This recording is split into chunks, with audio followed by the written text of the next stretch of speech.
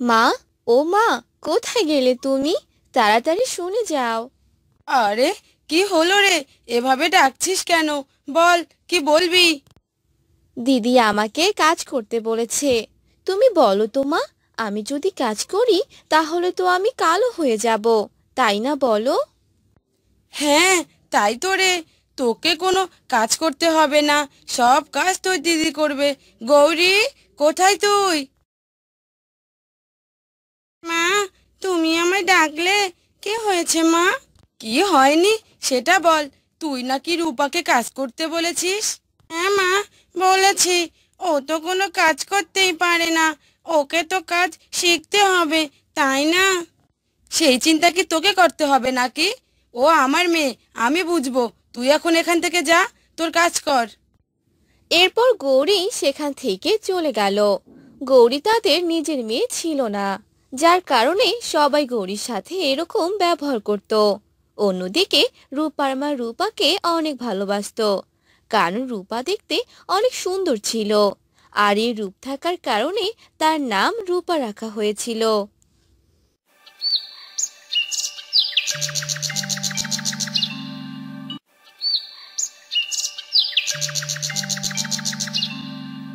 মায়ের রূপা, কোথায় গেলি মা?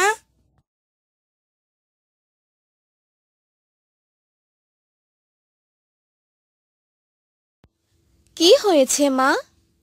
আরে বাহ, আমার মেয়েটা দেখছি দিন দিন আরো বেশি সুন্দর হয়ে যাচ্ছে। কি রূপ আমার মেয়ের! হ্যাঁ মা, আমি তো তোমারই মেয়ে, তাই তো এত সুন্দর হয়েছি, বুঝলে? হ্যাঁ মা, বুঝতে পেরেছি। আর শোন, তোকে আজ পাত্রপক্ষ দেখতে আসবে। তুই রেডি হয়ে থাকিস। এই বলে রূপার মা সেখান থেকে চলে গেল।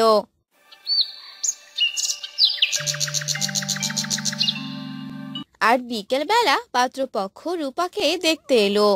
তখন গৌরী সবাইকে খাবার দিতে গেল। একে, এই মেয়েটাকে? আসলে ও আমাদের বাড়ির কাজের মেয়ে। ও আচ্ছা আচ্ছা, তাই বলুন। এরপর তারা সবাই রূপাকে দেখে। রূপাকে দেখে তাদের সবারই অনেক পছন্দ হয়। আর বিয়ের দিন তারিখ ঠিক করে তারা সেখান থেকে চলে যায়। আজ আমি দেখতে কালো বলে মা আমার সাথে এরকম করলো। সবার সামনে আমাকে কাজের মেয়ে বলল। আমি তো এই বাড়িরই মেয়ে, তবুও আমাকে কত কথা শুনতে হলো।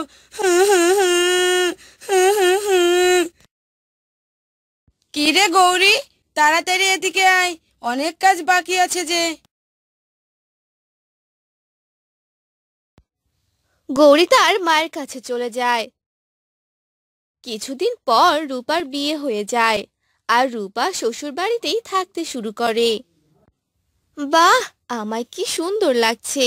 আর একটু সেজে নেই, তাহলে আরো সুন্দর লাগবে। কি ব্যাপার? আর কতবার আয়নাতে মুখখানা দেখবে? এবার গিয়ে সবার জন্য রান্নাটা করে ফেলো। আমারও যে অনেক খিদে পেয়েছে। এসব কি বলছো তুমি? আমি কেন রান্না করতে যাব? রান্না করতে গেলে যে আমার ত্বক কালো হয়ে যাবে। না না, আমি কোনো রান্না করতে পারবো না। রান্না করতে পারবে না মানে? রান্না না করলে আমরা খাবো কি শুনি? আমরা কি না খেয়ে থাকবো নাকি? তুমি রান্না করো, আর না হলে মাকে গিয়ে রান্না করতে বলো, বুঝলে? এ কথা শুনে নগেন সেখান থেকে চলে যায়। নগেন মাথায় হাত রেখে বলতে থাকে। আমি কাকে বিয়ে করে নিয়ে এলাম? আমার যে কপালটাই পোড়া। সে যে বাড়ির কোনো কাজই করছে না। কি হলো, এখানে এভাবে বসে আছো যে? শোনো, আমার জন্য বাজার থেকে কিছু ফল কিনে নিয়ে আসো। ফল? এই সময়ে আবার ফল কেন? ফল খেলে আমার চেহারা ভালো থাকবে, আর এর জন্যই তুমি ফল কিনে নিয়ে আসবে। এখন কোনো ফল কিনে আনতে পারবো না। আমার কাছে কোনো টাকা নেই। আমি দেখতে সুন্দর, আর তোমরা দেখতে অসুন্দর। এর জন্য কি তোমাদের হিংসে হয় নাকি? এখানে হিংসে হওয়ার কিছু নেই। সবাইকে ভগবান তৈরি করেছে, সবাই দেখতে সুন্দর। কিন্তু তুমি তোমার রূপ নিয়ে অনেক অহংকার করছো, এটা ঠিক না। আমার রূপ আছে বলেই আমি অহংকার করছি। এত কথা না বলে যা করতে বলেছি তাই করো। এরপর নগেন সেখান থেকে চলে যায়। কিছুদিন পর এক তান্ত্রিক তাদের বাড়ির সামনে দিয়ে যাচ্ছিল। খুব জল তেষ্টা পেয়েছে, যাই ওই বাড়ি থেকে একটু জল খেয়ে আসি। বাড়িতে কেউ আছে? মারে, আমায় একটু সাহায্য কর। আরে, কি হলো? এই সময় ডাকছেন কেন আপনি? আমার ঘুমটা নষ্ট করে দিলেন। আমি দুঃখিত মা, তবে আমায় একটু জল দিবে? আমার যে অনেক পিপাসা পেয়েছে। কি? আমার ঘুম নষ্ট করে এখন আবার জল চাইতে এসেছেন? না ঘুমালে যে আমার চেহারা নষ্ট হয়ে যাবে। এখান থেকে জানতো আপনি, আমি কোনো জল দিতে পারবো না। ও, তাহলে এই ব্যাপার। তুমি তোমার রূপের অহংকার করছো। আমি তোমায় অভিশাপ দিলাম, দুদিনের মধ্যেই তুমি অনেক কালো আর কুৎসিত হয়ে যাবে। আরে জানতো আপনি, আপনার এগুলো কথায় কিচ্ছু হবে না। আর সে তান্ত্রিক সেখান থেকে চলে গেল। এভাবেই 2 দিন কেটে গেল। আর পরদিন সকালবেলা, এ কি, আমি দেখতে এরকম হলাম কি করে? আমার চেহারা তো কালো হয়ে গেছে। এ কি হলো? এই সকালবেলা চেঁচাচ্ছ কেন? আরে, তোমায় দেখতে এত কালো লাগছে কেন? সেটা তো আমিও বুঝতে পারছি না। আমি দেখতে এরকম হলাম কি করে? ও, মনে পড়েছে। এক তান্ত্রিক বাবা আমার কাছে জল খেতে এসেছিল, কিন্তু আমি তাকে কোনো জল দেইনি। আর তাকে অপমান করে বাড়ি থেকে বের করে দিয়েছি। আর এর জন্য তিনি আমাকে এই অভিশাপ দিয়েছিলেন। হয়তো তার অভিশাপের জন্য তোমার এই অবস্থা হয়েছে। এতদিন তুমি তোমার এই রূপের অনেক অহংকার করেছিলে, আর এজন্যই আজ তার উপযুক্ত শাস্তি পেলে। এ আমার কি হয়ে গেল? এখন আমি কি করব? এখন আর তোমার কিছুই করার নেই। রূপা তার ভুলগুলো বুঝতে পারল। এভাবে রূপা তার পরিবারকে নিয়ে সুখে শান্তিতে থাকতে লাগলো।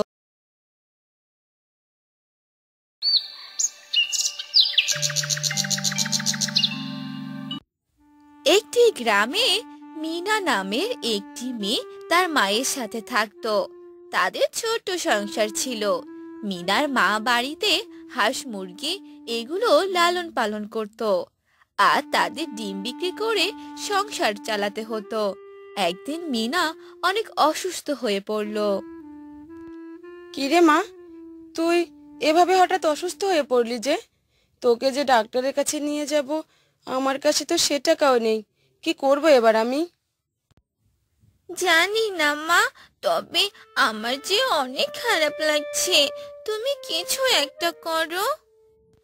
তুই কোনো চিন্তা করিস না মা, আমি হাঁস মুরগি বিক্রি করে তোর চিকিৎসার ব্যবস্থা করব। এই বলে মিনার মা কিছু হাঁস মুরগি বাজারে বিক্রি করে দিল। আর সেখান থেকে কিছু টাকা দিয়ে মিনার চিকিৎসা করালো। আর মিনা কিছুদিন পর সুস্থ হয়ে গেল। এভাবে অনেক দিন চলে গেল। একদিন মিনার মা মিনাকে বলল, মা মিনু, যা এই খাবারগুলো হাঁস আর মুরগিকে দিয়ে আয়। আচ্ছা মা, ঠিক আছে, দাও, আমি খাবারগুলো দিয়ে আসছি। এরপর মিনা সেই খাবারগুলো নিয়ে হাঁস মুরগির কাছে গেল আর তাদেরকে খাবার দিতে লাগলো। আর বলতে লাগলো, নে নে, টি টি টি, খাবারগুলো খেয়ে নে, আয় আয়।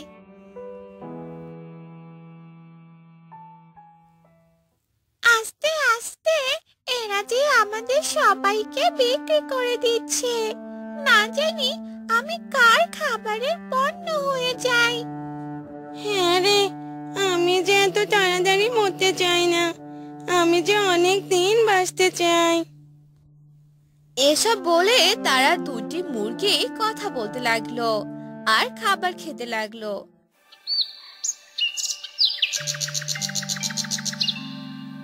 আর একদিন তারা দুটি মুরগি বাহিরে হাঁটাহাঁটি করে দানা খেতে লাগলো। তখন উঠোনে মিনা ও তার মা কথা বলতে লাগলো।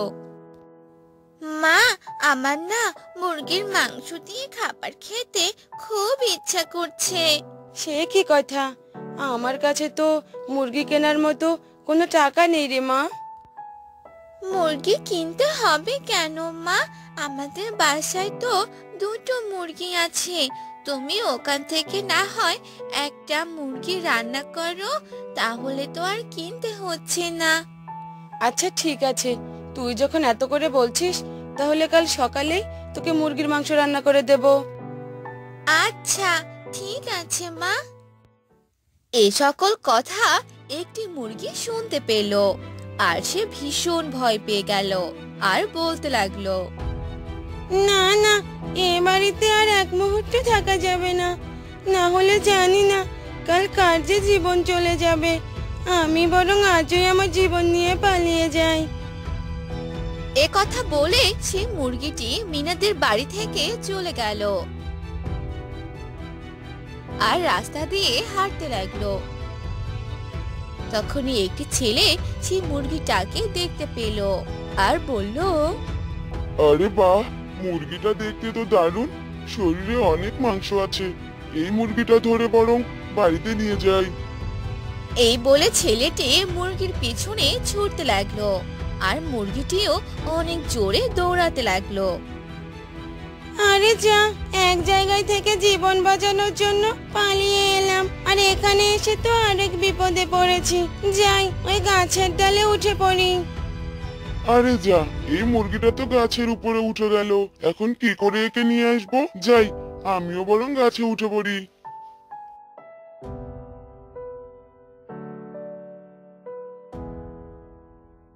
আরে, এই মুরগিটা তো খুব চালাক, আমার কাছে ধরাই দিচ্ছে না।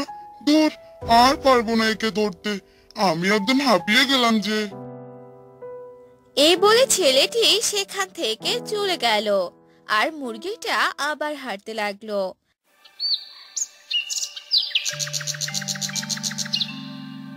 আস্তে আস্তে সকাল হয়ে গেল। মিনার মা মুরগি নিতে মুরগির ঘরে এলো। সে কি, আমার একটা মুরগি কোথায় গেল? কোথাও যে খুঁজে পাচ্ছি না।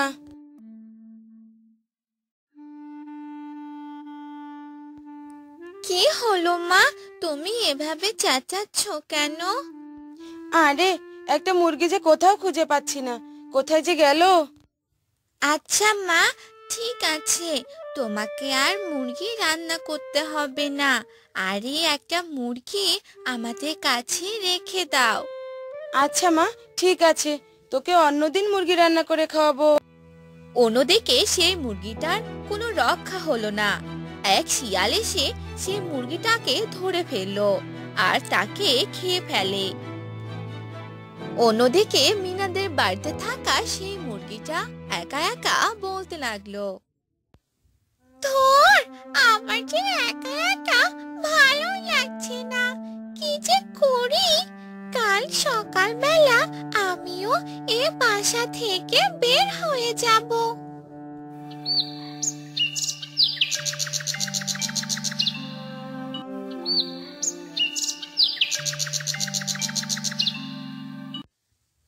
বাহ, আমি তো সুন্দর একটা ডিম দিয়েছি, কিন্তু এটা তো রঙিন ডিম। আমি তো আগে সাদা রঙের ডিম দিতাম। মুরগিটাকে খাবার দিয়ে আসি। সে কি, এই মুরগিটা তো একটা ডিম দিয়েছে, কিন্তু এটা তো একটি রঙিন ডিম। মিনা, মা মিনা, দেখে যা।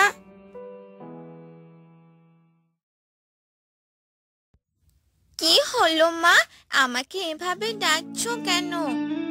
এই দেখ, ডিম। এটা কিসের ডিম মা? এটা দেখতে তো রঙিন, এমন ডিম আমি কখনো দেখিনি।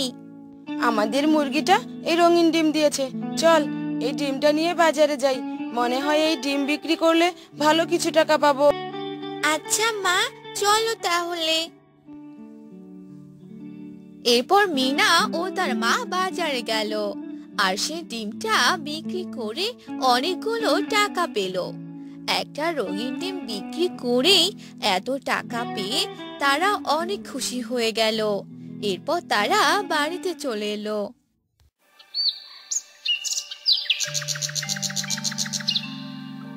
এ কি, আজ ওই মুরগিটা রঙিন ডিম দিয়েছে। আবারও রঙিন ডিম পেয়ে মিনার মা অনেক খুশি হয়ে গেল। এভাবে আস্তে আস্তে মিনা ও তার মা বড়লোক হয়ে গেল, কারণ সেই মুরগি প্রতিদিন একটা করে রঙিন ডিম দিত। আর সেই রঙিন ডিম পেয়ে তারা অনেক খুশি হলো। এরপর থেকে তারা সুখে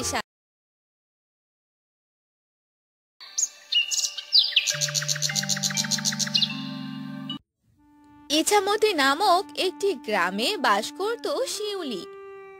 শিউলি ছিল অনেক রাগী, কারো সাথে ভালো ব্যবহার করত না। কিছুদিন পর শিউলির সাথে মোহন নামে একটি ছেলের বিয়ে হয়। এরপর থেকে শিউলি মোহনের বাসায় থাকতে শুরু করে। মোহন রিক্সা চালাতো, সকালে বাইরে যেত আর রাতে বাসায় আসতো। সেরকমই একদিন, বউ, ও বউ, কোথায় গেলে?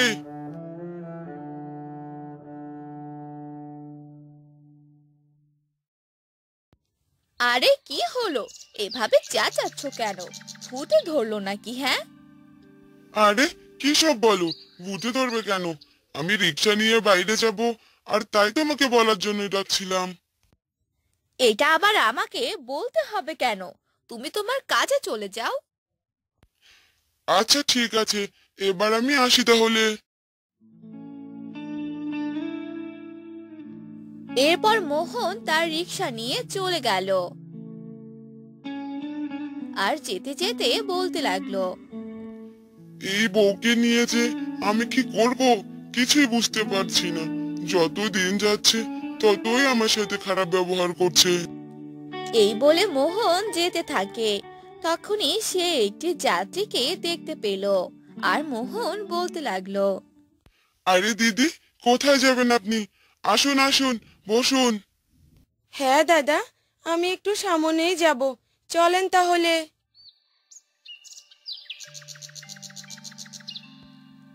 এভাবেই সারাদিন মোহন অনেক কষ্ট করত আর রাতে বাসায় আসতো। আর বাসায় এসে মোহন তার বউয়ের অনেক কথা শুনতো। বউ, ও বউ, আমাকে খেতে দাও। আমার যে বড্ড খিদে পেয়েছে, তাড়াতাড়ি খেতে দাও। এসেছে নবাব জাদা, আমি কি তোমার জন্য খাবার নিয়ে বসে আছি নাকি? হ্যাঁ, খাবার রান্না করা আছে, একাই গিয়ে খেয়ে নাও। আমি কোনো কাজ করতে পারবো না, তোমার জন্য খাবার রান্না করে রেখে দেই, এটাই তো অনেক। এসব কথা বলে শিউলি ঘুমাতে চলে যায় আর মোহনের মন অনেক খারাপ হয়ে যায়। আর মোহন নিজে থেকেই খাবার নিয়ে খেয়ে নেয়।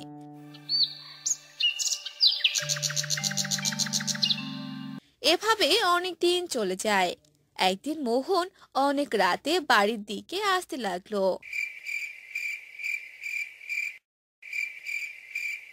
তখনই রাস্তায় এক বৃদ্ধা মহিলাকে দেখতে পেল। আরে বুড়িমা, এত রাতে আপনি এখানে কি করছেন?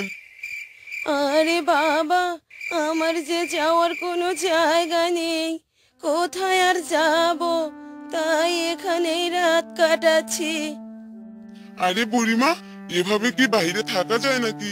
আপনি বরং আমার রিক্সাতে উঠুন, আমার বাড়িতেই আপনি থাকবেন। আচ্ছা বাবা, ঠিক আছে।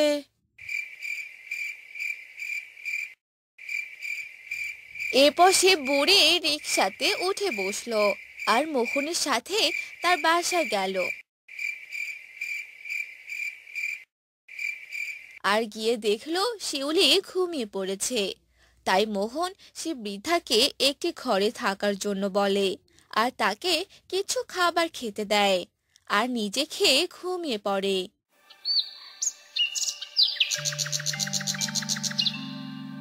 পরদিন সকালবেলা হায় হায় হায় হায়, এ তুমি কাকে নিয়ে এসেছো শুনি? এই বৃদ্ধ মহিলাকে তুমি কোথায় পেলে? আমি এনাকে কাল রাতে রাস্তায় পেয়েছি। বুড়িমা অনেক অভাগী গো। বুড়িমার আপন বলতে কেউ নেই, তাই আমি বুড়িমাকে নিয়ে এসেছি। বুড়িমা আজ থেকে আমাদের সাথেই থাকবে। কে? কি বললে তুমি? এই বুড়ি মহিলাটি আমাদের বাড়িতে আর আমাদের সাথে থাকবে? না না, আমি থাকতে এটা কখনোই হতে দিব না। এই বুড়ি, এই বাড়ি থেকে এখনই চলে যা। এভাবে বলো না মা, আমার যে যাওয়ার কোনো জায়গা নেই। তোমার স্বামী অনেক দয়ালু, আর তাই তো আমাকে এখানে থাকার একটু ঠাঁই দিয়েছে। হ্যাঁ, ওই ঠাঁই দিয়েছে জন্যই তো আমার স্বামীর কথা মতো আমাদের বাড়িতে থাকতে এসেছো।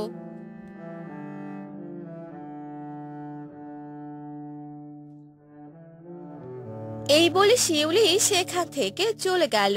তখন মোহন সেই বুড়িমাকে বলতে লাগলো, বুড়িমা, আপনি কোনো চিন্তা করবেন না, আর আমার বউয়ের কথায় কিছু মনে করবেন না। সে এরকমই, সব সময় সবার সাথে খারাপ ব্যবহার করে, আমার সাথেও করে। ও, এই ব্যাপার। তাহলে এক কাজ করো বাবা, তোমার বউয়ের মাথা বদল করো, তাহলে দেখবে সে খারাপ ব্যবহার করা থেকে বিরত থাকবে, আর এরপর ভালো ব্যবহার করবে। মাথা বদল মানে? এ কি করে সম্ভব? আমি এক বৈদ্য বাবা, আমি তোমার বউয়ের মাথা বদল করে দেব।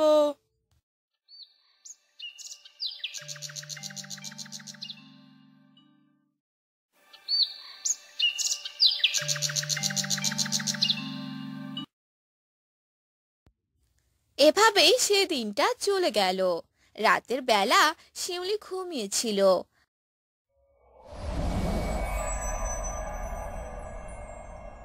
আর তখনই সেই বুড়ি মনে মনে কিছু একটা বলে শিউলির মাথায় ফু দিল। আর তারপর তারাও ঘুমিয়ে পড়ল।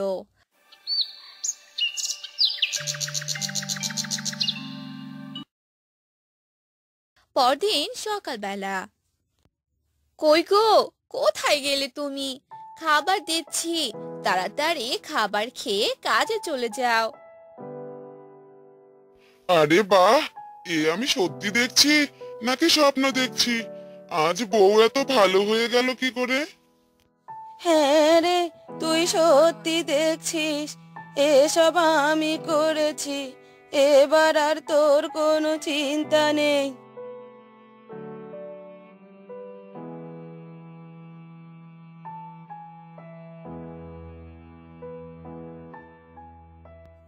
আরে বুড়িমা, আপনি এভাবে দাঁড়িয়ে আছেন কেন? আসেন, বসেন এখানে, আমি আপনার জন্য খাবার এনে দিচ্ছি। আর হ্যাঁ, আজ থেকে আপনি এখানেই থাকবেন, বুঝেছেন? এসব কিছু দেখে মোহন তো অবাক হয়ে গেল। আর এরপর মোহন বুড়িমাকে অনেক ধন্যবাদ জানালো। আর এরপর থেকে তারা সবাই সুখে শান্তিতে থাকতে লাগলো।